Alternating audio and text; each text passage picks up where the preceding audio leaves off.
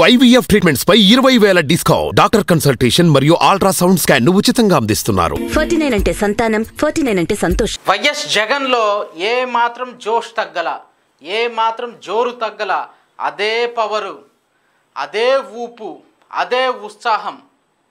అంత పెద్ద దాడి జరిగినా సరే కొంచెం ఉంటే ప్రాణం పోయేది.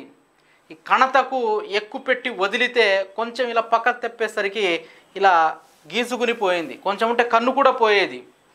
ఇటువంటి పరిస్థితుల్లో ఏ రాజకీయ నాయకుడు బయట తిరగలేడు, మళ్ళీ అటాక్ చేస్తారేమో అని. కానీ ఏ మాత్రము జోషు తగ్గల, అదే ఉత్సాహం, అదే ఊపు, అదే ఉత్తేజం. ఈ జనం చూస్తుంటే జగన్ పవర్ ఇంకా తగ్గలేదు. జనం గన్నవరంలో భారీ ఎత్తున తరలి వచ్చారు. మామూలుగా రాలా గన్నవరంలో. కృష్ణా జిల్లాలో మామూలుగా లేదు పరిస్థితి.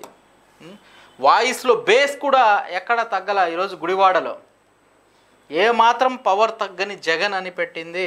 అందుకే దాడి జరిగిన తర్వాత ఎవరైనా సరే గప్చుప్గా ఉంటారు కొన్ని రోజుల పాటు. కానీ జగన్ గారు కేవలం ఒకరోజు డాక్టర్ల సూచన మేరకు ఒకరోజు బెడ్ రెస్ట్ తీసుకున్నారు.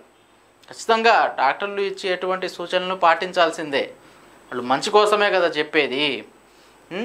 అలాగే నిఘా వర్గాలు జగన్ పైకి ఎక్కకూడదు, ఆ వాహనం పైకి ఎక్కకూడదు,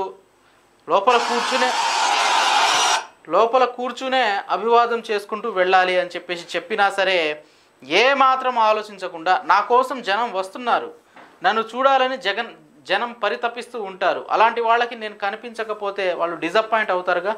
అందుకే మళ్ళీ వాహనం పైకి ఎక్కి మరీ అభివాదం చేసుకుంటూ ముందుకెళ్తున్నారు. అభివాదం చేసుకుంటూ వెళ్ళొద్దు, వాహనం పైకి ఎక్కొద్దు, లోపలే కూర్చోండి అని చెప్పేసి నిఘా వర్గాలు చెప్పాయి. అయినా సరే ఎక్కడా బెరగకుండా, ఎక్కడా వెనక్కి తగ్గకుండా అదే జోషు, అదే ఊపు, అదే ఉత్సాహం, అదే ఉత్తేజం. మళ్ళీ జగన్ గారు ఇలా ముందుకు వచ్చినటువంటి పరిస్థితి. ఈ విజువల్స్ మీకు కనిపిస్తూ ఉంది.